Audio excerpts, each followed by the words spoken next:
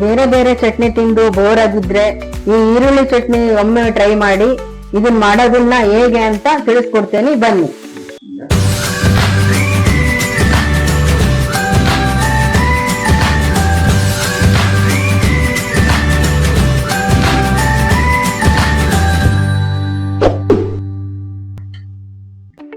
Hi, ಎಲ್ಲರಿಗೂ ನಮಸ್ಕಾರ. Easy ಕಿಚನ್ಗೆ ಸ್ವಾಗತ. ನಾನು ಇವತ್ತು ಈರುಳ್ಳಿ ಚಟ್ನಿ ಮಾಡೋದನ್ನ ತಿಳಿಸ್ಕೊಡ್ತಾ ಇದ್ದೀನಿ. ಬನ್ನಿ ಮಾಡೋದನ್ನ ಹೇಗೆ ಅಂತ ನೋಡೋಣ. ಬಾಣಲೆಯಲ್ಲಿ 1-2 ಸ್ಪೂನ್ ಅಷ್ಟು ಎಣ್ಣೆ ಹಾಕ್ತಿದ್ದೀನಿ. ಎಣ್ಣೆ ಕಾದಿದೆ. ಜೀರಿಗೆ,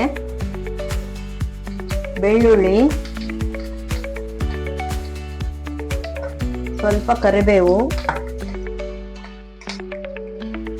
ಒಣಮೆಣಸಿನ್ಕಾಯಿ ಕ್ಲೀನಾಗಿ ಫ್ರೈ ಮಾಡ್ಕೊಳ್ಳಿ.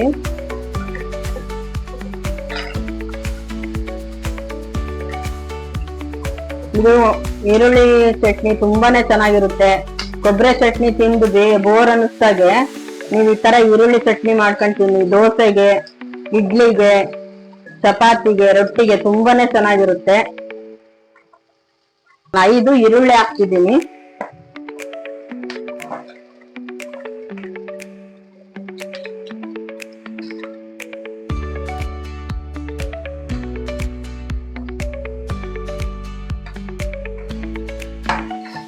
ಈರುಳ್ಳಿನ ಕ್ಲೀನಾಗಿ ಫ್ರೈ ಮಾಡ್ಕೊಳ್ಳಿ, ಹಸೆ ವಾಸನೆ ಹೋಗೋವರೆಗೂ, ಇಲ್ಲಾಂದ್ರೆ ಚಟ್ನಿ ಟೇಸ್ಟ್ ಸರಿ ಇರಲ್ಲ.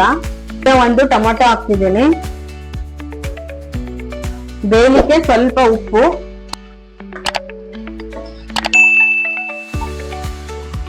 ಕ್ಲೀನಾಗಿ ಫ್ರೈ ಮಾಡ್ಕೊಳ್ಳಿ. ಒಮ್ಮೆ ಟ್ರೈ ಮಾಡಿ, ತುಂಬಾನೇ ಟೇಸ್ಟಿಯಾಗಿರುತ್ತೆ ಈರುಳ್ಳಿ ಚಟ್ನಿ. ಡಿಫ್ರೆಂಟ್ ಅನ್ಸುತ್ತೆ ಚಟ್ನಿ. ಸ್ವಲ್ಪ ಇಂಗು,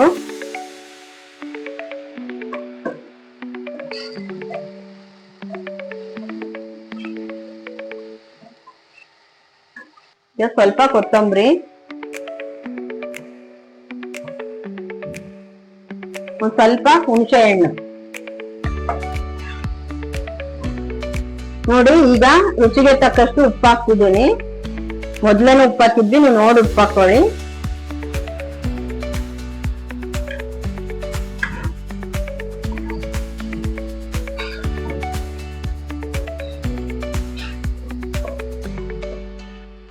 ನೋಡಿ, ಈರುಳ್ಳಿ ಚೆನ್ನಾಗಿ ಫ್ರೈ ಆಗಿದೆ.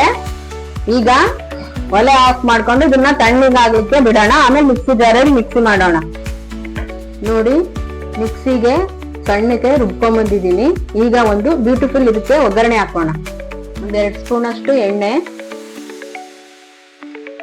ಸ್ವಲ್ಪ ಸಾಸಿವೆ, ಸ್ವಲ್ಪ ಜೀರಿಗೆ, 1 ಸ್ಪೂನ್ ಅಷ್ಟು ಉದ್ದಿನ ಬೇಳೆ, ಸ್ವಲ್ಪ ಕರಿಬೇವು.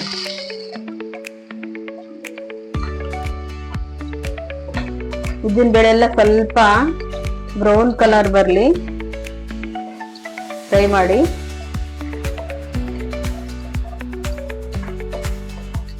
ಈಗ ನಾವು ರುಬ್ಬಿಟ್ಕೊಂಡಿರತಕ್ಕಂಥ ಚಟ್ನಿನ ಹಾಕ್ತಿದ್ದೀನಿ.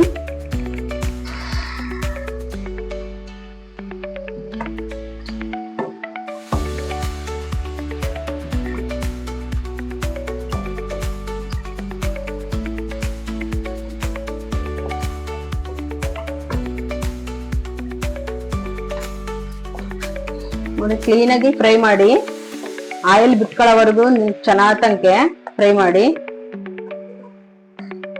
ಇದನ್ನ ನೀವು 1 ವಾರ 10 ದಿನ ಸ್ಟೋರೇಜ್ ಮಾಡಿ ಇಟ್ಕೊಂಡು ತಿನ್ಬೋದು, ಚೆನ್ನಾಗಿರುತ್ತೆ. ನೋಡಿ, ಈಗ ಚೆನ್ನಾಗಿ ಫ್ರೈ ಆಗಿದೆ.